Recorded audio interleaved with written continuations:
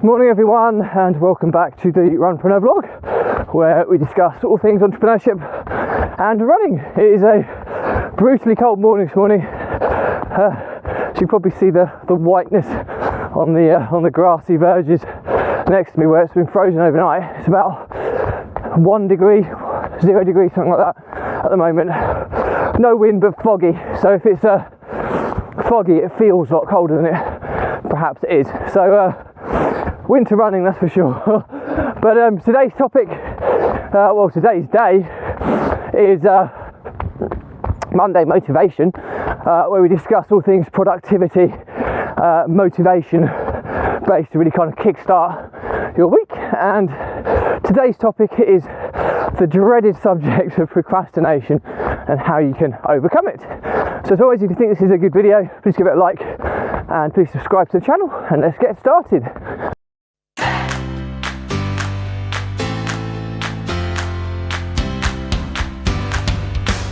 So, procrastination and how to overcome it. Firstly, I'm no procrastination expert.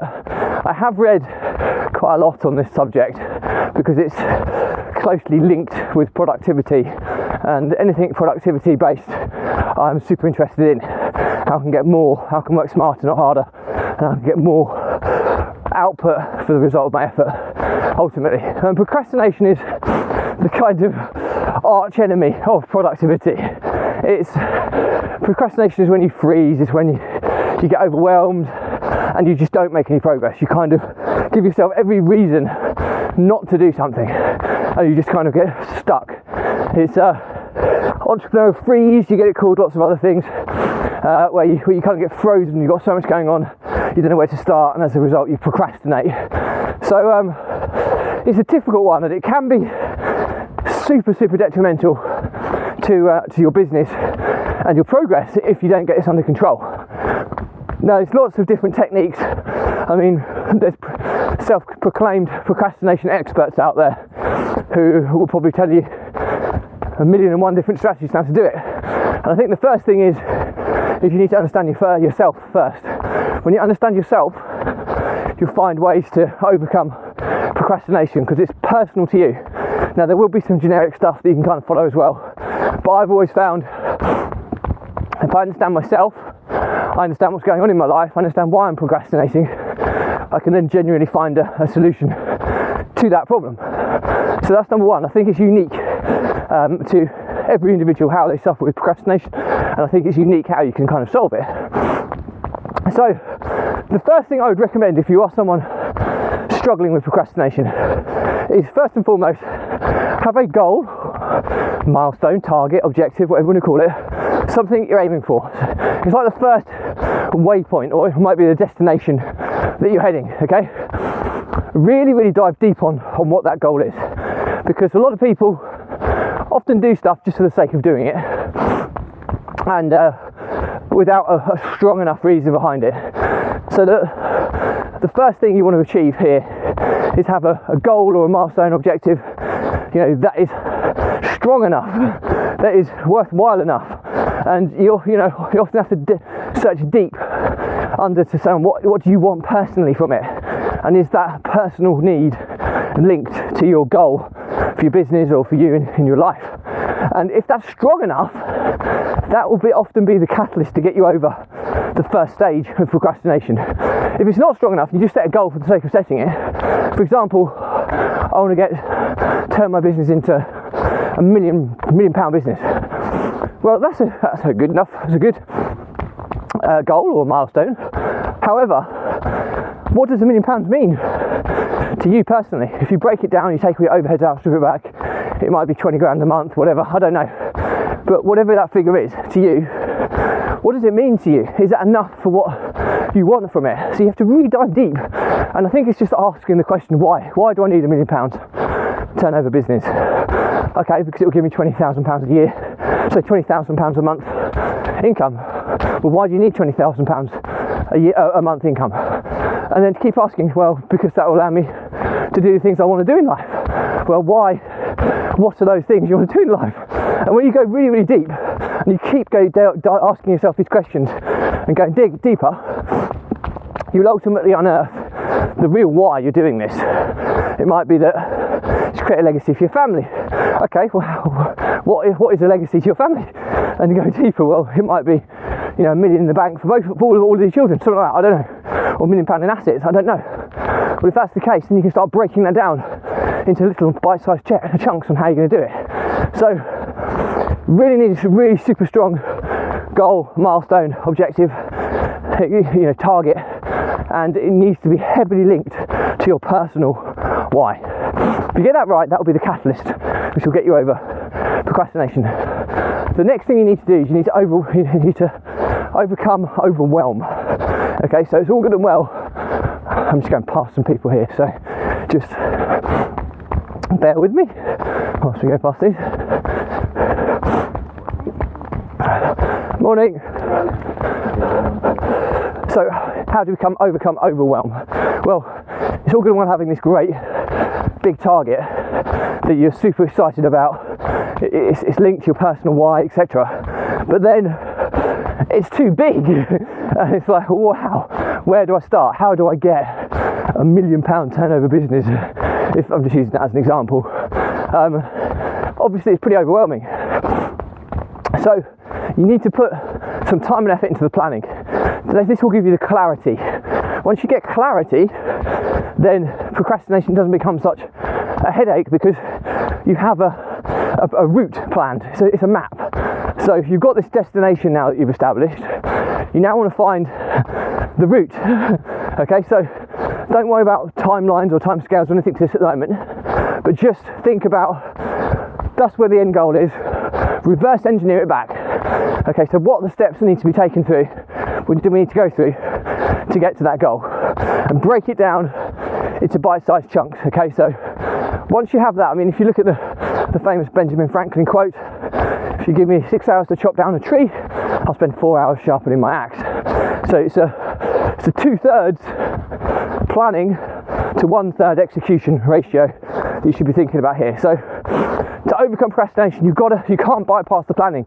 People that procrastinate often go, right, I'm going to get started, and then, how do I get started? If you've done the planning, it will be pretty clear and obvious how you get started. So once you've reverse engineered your goal back to where you are today, then put some timelines associated with it. So it might be that, you know what, to get to that £1 million turnover business, it might take 2 years. Okay, let's jump back a year. So let's say I want to be at £500,000 or maybe 250,000 by the end of year one. Then break that down into quarters. So it might be that you're looking at 75k a quarter, something along those lines. I don't know, something about that. So what does that mean? It might be that you're doing 150k in the last quarter. So in that case, it's 50k for the previous quarters. So then you can start putting a plan in, and then what revenue do you need to generate? Not revenue. How many products or services do we need to sell to generate that turnover? And all of a sudden you start to get a plan, and then, okay, so we need to sell, I don't know, if we need 50 grand, we need to sell 10 deals. I'm just using an example of 5 grand a pop. Okay, 10 deals over a quarter, that's 3 a month. So 3 a month is, if we hit 1 a week, we're ahead of target. That's what you might look at. And then you think, right, what activities do we need to do to get 1 sale a week? And then you start looking at your marketing strategies. But you've probably noticed from going through this process how £1 million a year turnover business, I've broken back, I've turned it into 250k for the year. I've then turned it into 150k in the last quarter, so I'm doing 50k for the first 3 quarters a month. So that's, you break it down, it's kind of 16, 17 grand a month. You're then saying it's kind of 4 deals a month, that's 1 a week. What activities you need to do to generate 1 sale a week?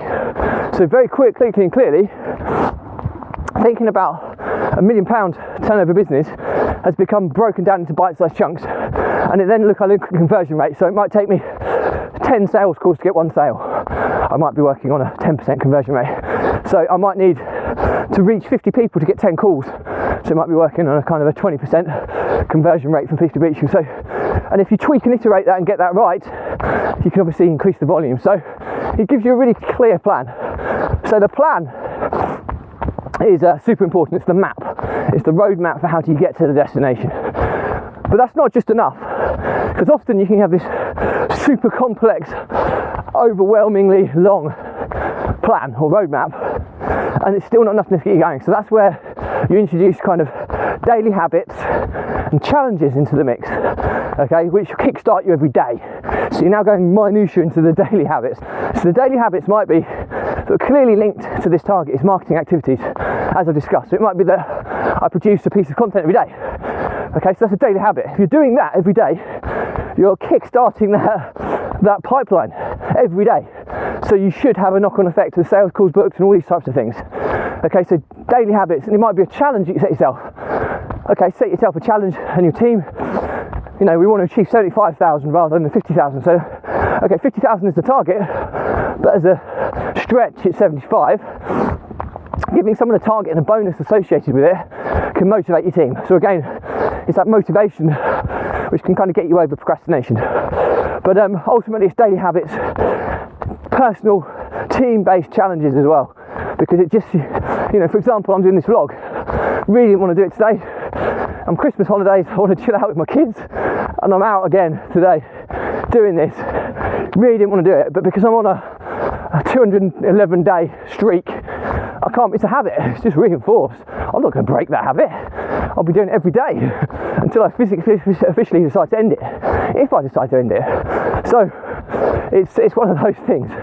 Because I've created this habit, this daily habit, and this challenge of doing so. I mean, the challenge is run and record a vlog episode every day for a year. Okay, I'm 211 days in, so I'm getting close to 2/3 of the way through. But because I've set this challenge, I won't quit on it. And the daily habit is I'm doing it every day. So that means I'm constantly pushing things towards that end goal every day. And that really is what helps overcome procrastination. So if I break this down into kind of 4 sections, you've got section 1, procrastination. It can often be unique to the individual. So understand yourself first to determine the best way to overcome it.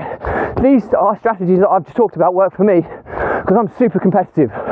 When I set myself something, I can't quit. I can't do that, but I know how my mind works. So I know by setting myself these challenges, it pushes me along.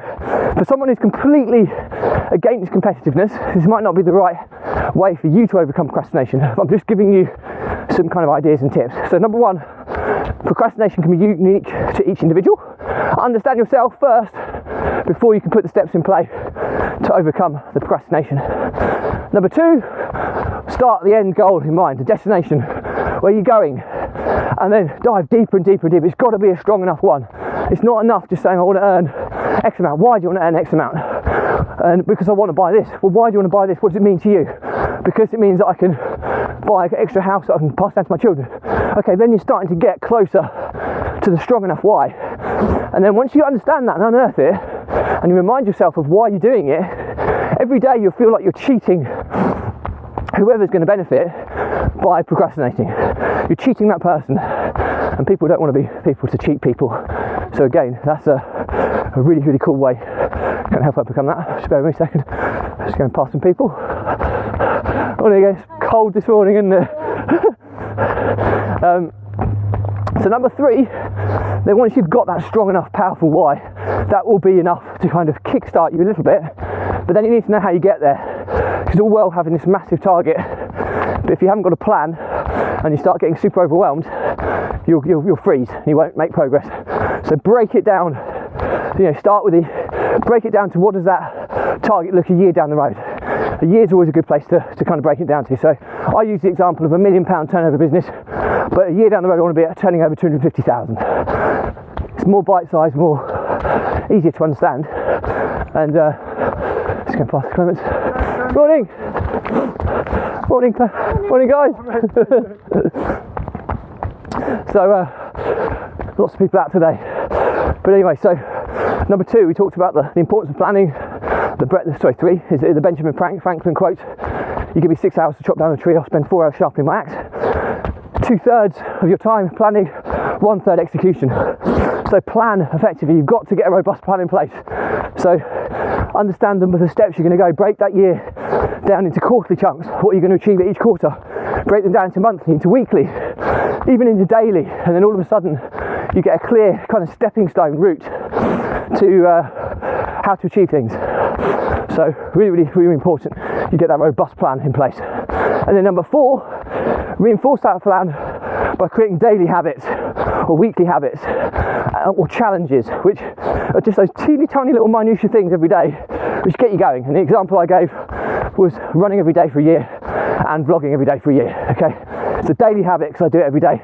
I've been doing it. If you do it for over 66, 67 days, it becomes a habit and you don't argue with yourself anymore. You've kind of overcome procrastination then because it's habitual.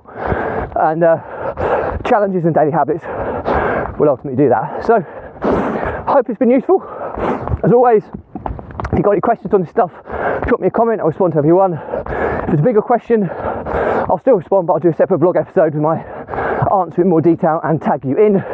If it's not for you, or this is relevant content, just unfollow, no problem there. But before you do that, please make sure you subscribe to the YouTube channel, as I cover a different topic on each day of the week, and it's all catalogued nice and neatly in playlists. So if today's episode may not be relevant, there may be other stuff in the channel that is super relevant to you, and you can dip in and out of it on an ad hoc basis.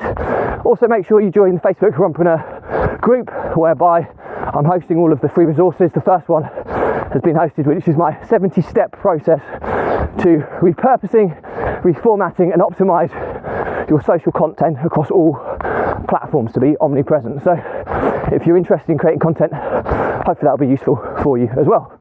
I'm just going past these more people. As you can tell, I hate talking in front of people.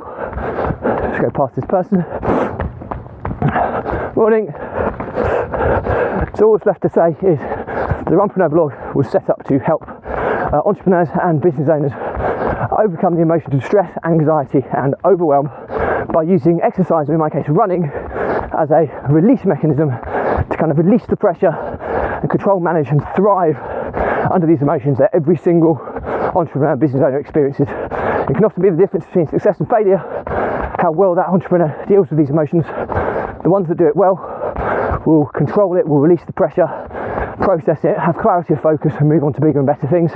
The ones that don't will suffer with procrastination, like we've talked about today. They get entrepreneurial freeze.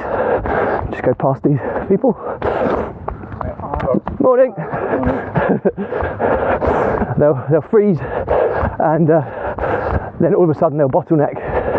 1 second. Morning. They'll bottleneck and pressure will build and build and build and build, and then something breaks. And unfortunately, if you're not processing these emotions well enough, it's normally the entrepreneur or the business that will break, and either or is often terminal to the likelihood of your business lasting the test of time. So I've been there before. I know what this stuff's like. I've lost businesses because of this. I've almost been bankrupt. I've had business partnership failures because of these emotions, and I finally feel I've now got something in my life that allows me to get that headspace, that clarity, that release mechanism, and as a result I'm in a better place now than I've ever been. I've taken on more business than I've ever done, but most importantly I feel completely in control. I feel excited about the future, and it's a really nice position to be in from where I've been in the past. So my pledge to you is if you are an entrepreneur struggling with these issues, and you are someone struggling with entrepreneurial pride, you feel you need to deal with it yourself, you've got no one to talk to, reach out, there's help available, and drop me a message. There's absolutely no catch here at all. I'm not going to be selling anything or anything along those lines. I just want to give you a few pointers on how I can help you and get you back onto the pathway to success as opposed to failure. A few of you have taken me up on this already, and hopefully they're making big steps forward in their lives, and hopefully I can do the same for you. As I've always said, if this vlog saves just one entrepreneur or one business, it's been 1,000,000% worthwhile. So that's it, and all that's left for me to say is if you like this episode, please give it a like, comment and a subscribe. If you want to watch similar content, please check out the playlist link below, and as always, stay positive, stay happy, and I'll see you tomorrow. Bye.